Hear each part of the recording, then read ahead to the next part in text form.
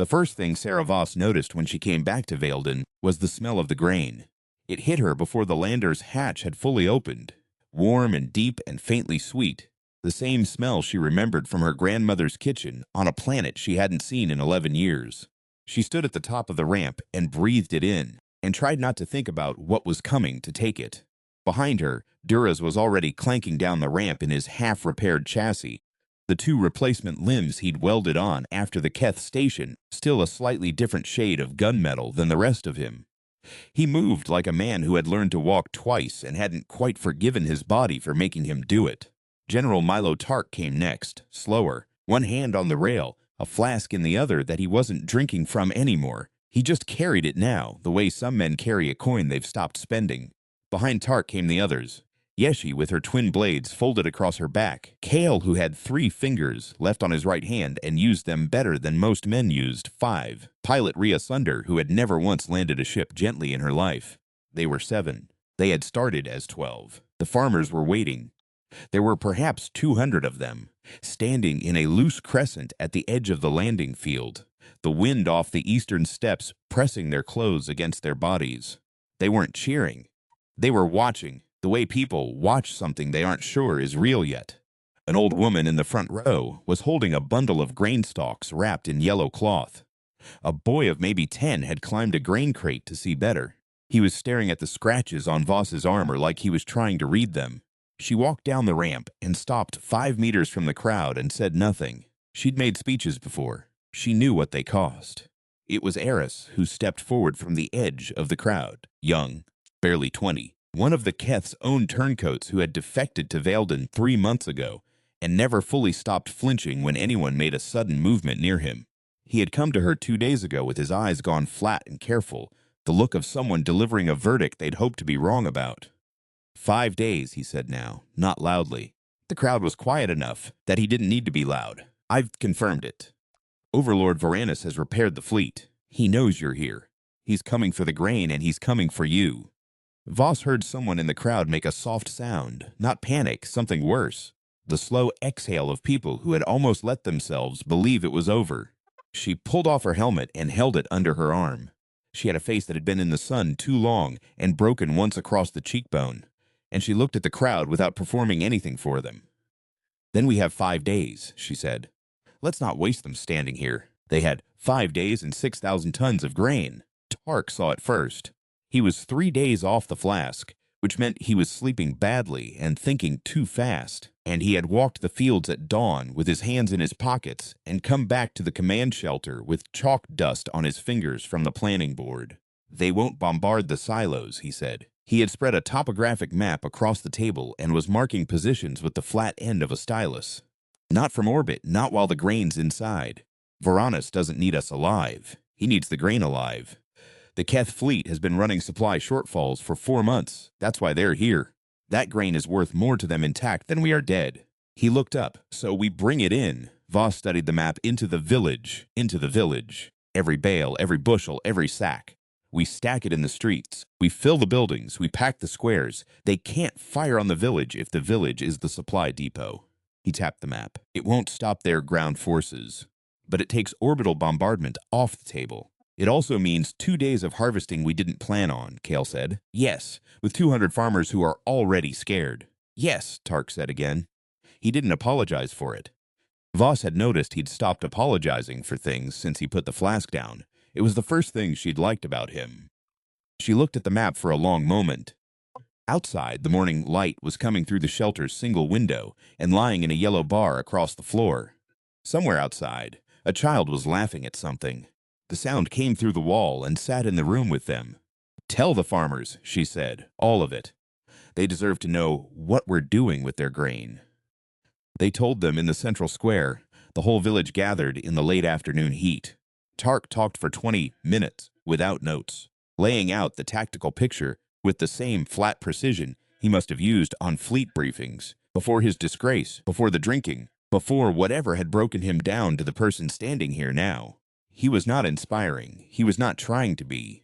He explained the orbital calculus, the supply math, the weight of grain versus the weight of lives, and when he finished, he stood quietly and waited.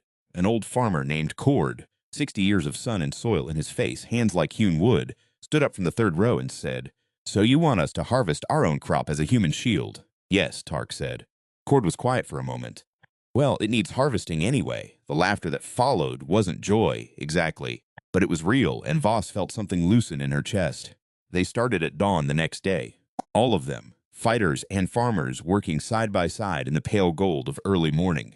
The combine machines moving in long, slow rows while people with hand tools followed behind, gathering what the machines missed. Voss worked with them. She did not do it for show. She did it because standing apart from it felt wrong, and because her hands knew how to work, and because the rhythm of it, the bend and lift, the smell of cut stalks, the satisfying weight of a full bundle, was one of the only things she'd found in years that made her feel like a person instead of a weapon. By midday, her shoulders ached, and her back was complaining, and she had chaff in her teeth, and she did not care. She was stacking bundles near the silos when she heard footsteps behind her, deliberate and even, and turned to find the village elder, a woman named Sev, who was small and dry, and looked at everything with the focused attention of a person reading a language they'd learned late. Sev held out a strip of cloth. It was woven in the blue and gold pattern of Vailden, the same pattern on the banners at the village gate, but this one was narrow, meant to be worn on the wrist. The edges were still unfinished. Someone had been working on it through the night. "We made them for all of you," Sev said. "The fighters. The ones who came back." Voss looked at the strip of cloth for a moment. She thought about saying that she didn't deserve it, and then she thought about all the ways that sentence was beside the point. She held out her wrist. Sev tied it on without ceremony. On the third day, Voss told Gunnar the truth. He was not a fighter. He had made that clear when they returned. He was a farmer and a craftsman, and someone who had come along on the recruiting mission because he believed in what Voss was doing, not because he believed in himself as a weapon. He had sandy hair and careful hands, and he was better at reading people than anyone Voss had ever met, which she found alternately useful and uncomfortable. They were sitting on the roof of the granary. At dusk, the village spread out below them, the last of the grain transport still moving in the distance. "You're going to go to the ship," he said. It wasn't a question. "If we can't stop them on the ground, you're going up to the dreadnought and you're going to blow the power core and come back down." He said it simply. "And you think I'm not going to want to come? You're not a soldier." "I know." He looked at her. "I'm coming anyway." She had known him long enough to know when there was no point arguing. "Then you stay behind me and you do what I say." "I will," he said. "Mostly." She almost laughed.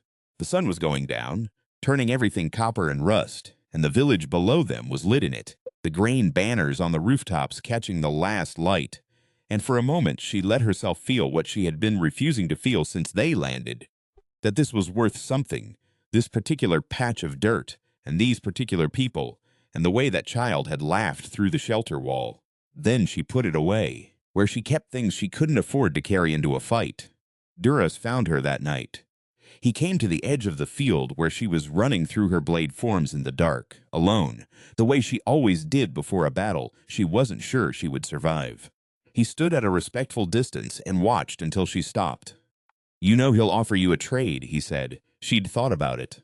Voranis had done it before. It was in his tactical profile, the same trick twice, the offer of single combat or surrender, because he believed in the theater of it, the way a predator believes in the display before the kill. "He'll threaten the civilians," she said. "Yes, and he'll want me to give myself up." "Yes." She ran her thumb along the flat of the blade, thinking. "He's not wrong that it would spare lives. He's wrong about whether you'd actually spare them," Duras said. "Voranis doesn't leave witnesses. He never has. You know that." She knew that. "Still thinking about it?" "No," Voss said. "I'm thinking about the fact that he knows I'm thinking about it. That's the move. He wants me paralyzed." Duras made a sound that might have been approval. "What do you do with a move like that?" "You don't let it land," she said. "You act before it does." She sheathed the blade. Behind them, the village lights were coming on one by one against the dark. They came at dawn on the 5th day. Voss heard the Keth fleet before she saw it. A subsonic pressure change in the air, the kind you feel in the chest before it reaches the ears, like the first note of a chord struck somewhere too large. Then they appeared above the eastern ridge. 9 ships in descent formation, the dreadnought behind them enormous and dark, moving with the slow confidence of something that has never needed to hurry. The ground forces came down in the fields, east of the village, drop pods opening in sequence, the Keth soldiers deploying in columns, the metallic click of their equipment audible even at distance. They were disciplined, and they were many, and they were not hurrying. Voranis's voice came over the comm system they'd seized from Vailden's Keth-era relay station, calm, almost pleasant, the voice of a man who had done this so many times it had become administrative. Voss. She was standing at the village gate with Tark and Yeshi and Kale and 140 farmers who had never held a rifle before last week and were holding them now with the careful grip of people who understood the weight of what they were carrying. She keyed the relay. "Voranis, I want to show you something," he said. Her screen lit with a tactical overlay. A Keth unit moving north, toward the shelters where the women and children and elderly had been evacuated. She had planned for this. She had hoped her plan was enough. "I already have them," Voranis said, "or I will in 20 minutes. Surrender yourself and I will withdraw that unit. The village will be taken. The grain will be taken, but the people will live." A pause, precisely calibrated. "The choice is yours, Scargiver. Choose quickly." She heard her own heartbeat for a moment. She looked at Tark. He was already shaking his head. Not telling her not to do it. He knew her better than that. He was shaking his head at the architecture of the trap, the elegant simplicity of it, the way it had been built to collapse her options to one. She keyed the comm. "I'm choosing." She turned to Kale, who was already reading her face. "Now," she said. The first charge went off in the eastern fields. Not aimed at the soldiers, aimed at the irrigation channels, the underground water pipes they had spent 2 days wiring. The explosion was enormous and directionless, a geyser of mud and water, and chaff that billowed up across the entire eastern approach, 70 meters high, reducing visibility to nothing. In the chaos, the farmers opened the sluice gates. The Keth had never fought on a grain world before. They did not know what a harvest flood looked like. They did not know that 6,000 tons of unharvested crop, when the water channels were fully opened, turned half a kilometer of field into a waist-deep morass that their armored suits were not built to move through. They found out. Tark had drilled the farmers for 2 days on exactly 3 things: stay in the village, hold the center, and do not advance. They held the center. Yeshi took the south approach. She moved through the smoke with both blades drawn, not fast, precise. Each movement deliberate, her arms tracking separate targets the way a machine tracks separate signals. She had fought the Keth before, on 4 different worlds, and she had learned that their exosuits had 3 thermal weak points, and she had never once forgotten where they were. She found them now. Kale held the north gate. He was a man of economy. He had lost those 2 fingers to Kethwire 3 years ago and had spent 3 years learning to do more with less. And he did it now, the rifle moving in controlled arcs, each shot timed and placed, buying meters where he needed them. Duras held the bridge. He stood at the center of the old stone bridge that crossed the main water channel, and he did not move from it. He had been broken and reassembled twice, and he had never once, in Voss's experience, been afraid of the thing in front of him. He was afraid of other things. She knew that, had seen it once. The way he went still and far away when someone asked about his original deployment. But not this. Not a fight in front of him. He stood on the bridge, and he held it, and it cost the Keth a company to find out what he was. Voss didn't see any of it directly. She was already moving.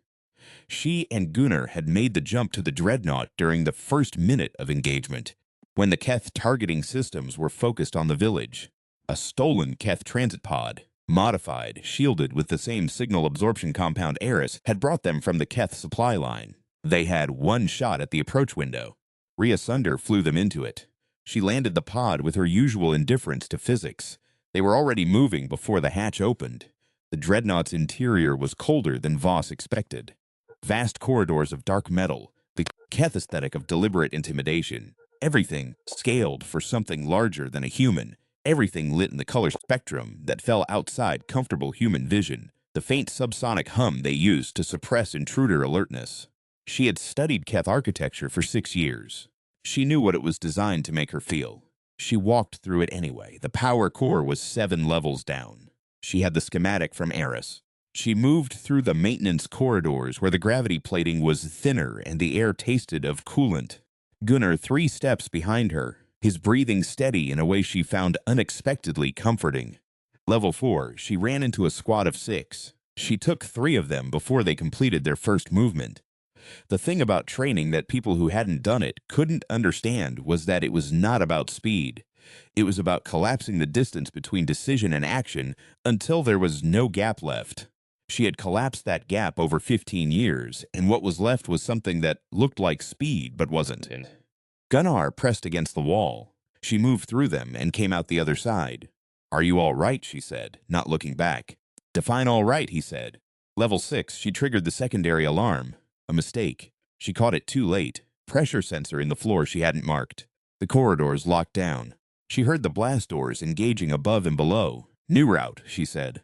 She took them through the maintenance shafts, which were exactly as unpleasant as maintenance shafts always were, and came out on level 710 meters from the power core access. The core was a column of contained plasma 20 meters across, stabilized by a lattice of field generators she could see humming through the reinforced viewport. She had 3 charges. She needed 2 in the right positions. She had 40 seconds to place them before the manual override sealed the room. She placed the first one and was moving to the second when the lights changed. She knew before she turned around. Varanus was standing at the far end of the core room, alone, and he looked exactly as she remembered him except for the scar. It ran from his left jaw down his neck to disappear below his collar, a raised ridge of tissue that his medical team had failed to heal and that he had apparently stopped wanting them to try. He was wearing it the way some soldiers wore their decorations. Not with pride, exactly, but with the careful deliberateness of someone who has decided a wound is information. He was taller than a human. His exosuit was stripped off. He wore only his command uniform, which was either confidence or theater, and with Varanus she had never been entirely sure of the distinction. "You came to me," he said. The Keth language required a vocalizer for human ears. She had the earpiece in. "I was going to come to you." She had the second charge in her hand, 20 meters between them. She could place the charge and trigger the remote and be through the exit in 8 seconds. She knew she could. She had run the numbers. She placed the second charge. "You can trigger those," he said. "The ship will come down. The village will be spared the orbital guns." He took 2 steps toward her. "And you will not survive the fall. I'm aware. You're willing to die for a moon full of farmers." "I'm willing to die for the right reason," she said. "There's a difference." He moved then. Fast. Faster than she'd remembered. Either the medical repairs or the hunger for this specific outcome driving him. And she met him with the blade already drawn, not because she'd seen him coming, but because she'd decided to be holding it the moment he entered the room. They had fought before. On the station 3 months ago, before she'd run, before she'd taken the recruits in the ship and gone to find people who would stand and fight, she had given him the scar then. She had not thought it would bring him here personally, or perhaps she had known it would and had been counting on it. He was stronger and longer and in better condition than she was after 3 months of running and 1 full engagement already on her legs. She knew this. She fought him anyway. The core hummed behind her. The charges were placed. She had the detonator in her left hand and the blade in her right, and she was fighting the single-minded attention of a man who had decided she was the last unresolved thing in his universe. He got her on the second exchange. Her right knee buckled on a missed step, the old scar tissue there from a Keth wire 3 years back.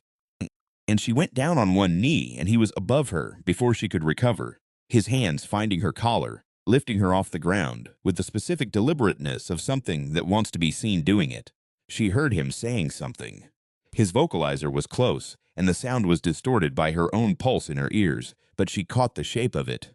Something about her dying afraid, about the wound she'd given him, about the long-way things that defy the Keth fall. Then something changed in his expression. He looked down. Gunnar had come up from his left, from the shadow of the core housing, moving without sound on the non-slip maintenance floor. And he had put a Keth sidearm through the gap in Varanus's shoulder plating from approximately 6 centimeters, and pulled the trigger twice. He did not have the stance or the training or the muscle memory. He had the angle and the decision, which is what it came down to in the end. Varanus dropped her. She hit the ground already moving, rolling to her feet, the detonator up. She had 30 seconds before the ship's automatic damage response would foam seal the core room, and she would need to be outside it. She triggered the charges. The first concussion was low and deep, felt more than heard. The second was louder, a crack of contained plasma releasing, the field generators screaming in frequencies she could feel in her back teeth. She grabbed Gunnar's arm. The lights went red. "Can you run?" she said. "Yes," he said. He was breathing hard, and his hand was shaking, and his eyes were very clear. "I don't know for how long." "Long enough," she said. "Follow me." She found out later that Gunnar had been shot on the way back to the transit pod. A Keth soldier in the stairwell, one of the automated response teams. A lucky angle. He hadn't told her. He had followed her through the corridor and down the shaft and into the pod, and strapped himself in and told Rhea to fly, and it was only when they broke atmosphere and she finally had time to look at him that she saw the blood. It was bad. Not immediately fatal. She had seen immediately fatal, knew the look of it, but bad enough that her hands were moving before her mind had finished processing, tearing open the med kit, working through the familiar sequence of pressure and seal and stabilizer.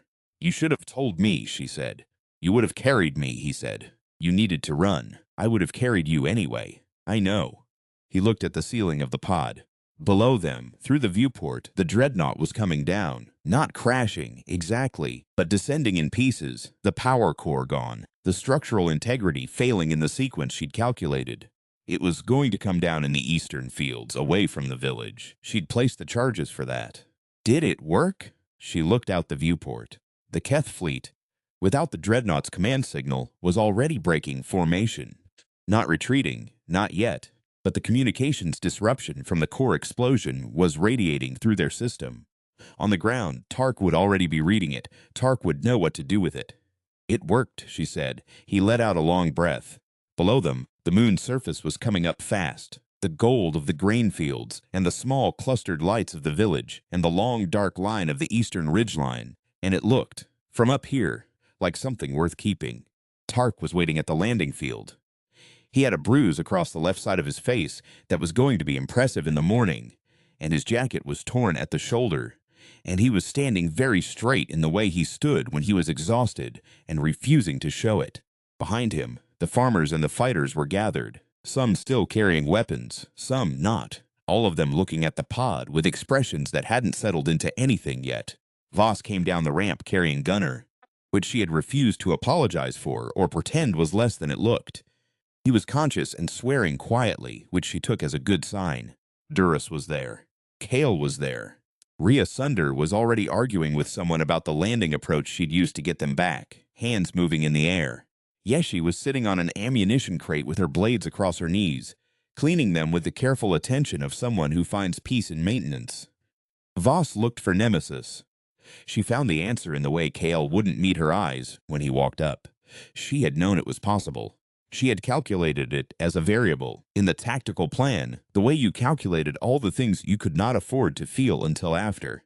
Yeshi had held a corridor near the northern shelters for 9 minutes under fire so that the evacuees could complete their transfer. 9 minutes was a long time. She stood for a moment with that knowledge and let it land. This was the part no tactical calculus made easier. Then she set Gunnar down on the medic's stretcher that had appeared, and she let the medics at him, and she walked to where the village elder Sev was standing at the edge of the field. Sev looked at her without ceremony, which was the thing Voss had come to appreciate most about her. "The fleet," Sev said, "breaking off. Without the dreadnought's coordination, they can't sustain the operation. Tark is already on the comm with the outer systems. There are 3 independent fleets who've been waiting for a signal that the Keth can be hurt." She paused. "This will not be the last time." "No," Sev agreed. "Things that can be fought don't stop being fought because you win once." Voss thought about that. It was more or less the truest thing anyone had said to her in years.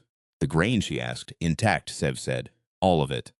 We'll start moving it back to the silos in the morning." She looked out at the fields, the post-dawn light making long shadows through the stalks, everything dusty and bright and smelling of the morning. It needs harvesting anyway. She sat with Gunnar in the medic's shelter that night, after the others had gone to sleep. He was stable. He was going to be in pain for a while, and the medic had given him something for it that was making him thoughtful and slow in the way painkillers sometimes did. He had a bandage from his left hip up to his shoulder, and he was lying carefully because moving hurt, and he looked at the shelter ceiling with the expression of someone working through something at a pace that suited them. "I've never shot anything before," he said after a while. "I know.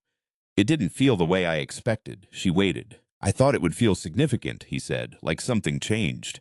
But it just felt like a thing I did so you wouldn't die." He turned his head to look at her. Is that what it always feels like? When you're doing it right, she said. When you're doing it wrong, it feels like something else. He accepted this. He had a way of accepting difficult things without performing the acceptance, which she found she had been waiting for, without knowing it, for a long time. She looked down at the strip of veiled-in cloth on her wrist, still there, still tied. She thought about what Sev had said. Things that can be fought don't stop being fought. And she thought about the other moons, the other grain worlds, the other small communities of people who were weighing their lives against the weight of what was coming for them. She thought about the fact that it mattered anyway, not because winning was guaranteed, or because the arithmetic of survival was ever clean, or because the people who died in the course of it somehow subtracted from what it was worth. It mattered because the people of Valden had gone out in the morning light and harvested their own grain as a shield, and woven cloth in the night to give to strangers, and stood in 200 bodies against 9 ships, and the mathematics of that didn't reduce to anything. It was just what it was. She stretched out her legs and leaned back against the shelter wall. Outside, someone was singing. Quietly, not for an audience, just a voice in the dark, some tune that had traveled from wherever the singer had started from, to here, to this moon, to this particular night after a particular battle. She didn't recognize it. She listened to it anyway. After a while, Gunnar fell asleep. She stayed awake a little longer, listening to the song. In the morning, the grain was there. The Keth fleet had gone, pulled back to their staging point, the comm traffic already confirming what she'd told Sev. The coordination was broken, the appetite for this specific engagement exhausted by the cost of losing a dreadnought to a moon full of farmers and 7 soldiers who had no business winning. She stood at the edge of the field in the early light and watched the farmers begin to move the grain back. The combines starting up, the hand workers following. The same rhythm as 3 days ago, but different in the quality of it now. Quieter and more tired and more real. Cord walked past her with a bundle of stalks over one shoulder and nodded at her without stopping. She nodded back. Tark appeared at her shoulder. He had the flask in his hand. He looked at it for a moment with the considering expression of a man reviewing a familiar argument, and then he put it in his pocket. 3 independent fleets confirmed, he said. They want a meeting. When? 2 weeks. Long enough to put the grain to bed and get some sleep. She looked at the fields. 2 weeks. There were people out there she had not reached yet, communities holding on, moons and outposts and small worlds that had not yet found someone willing to stand in front of what was coming for them. She thought about the meetings she'd refused, the offers she'd declined, the long habit of keeping things small and survivable. She thought about Valden. Set it up, she said. She turned back to the field and watched the harvest. The grain moved in the morning wind, 6,000 tons of gold and amber catching the light, and the combine machines moved through it in slow, patient rows, and the farmers worked in the old rhythm that had nothing to do with war, and everything to do with the plain stubbornness of keeping something alive. She had a wristband with unfinished edges, and a scar on her cheekbone, and a man sleeping in a medical shelter who had picked up a weapon for the first time in his life and used it correctly. It wasn't victory, exactly. It was something prior to victory, the thing that has to exist before victory is possible. The decision, made again and again, in the dark and in the light, in the fields and in the corridors of falling ships. Not to stop! It was, she thought, the most specifically human thing she knew.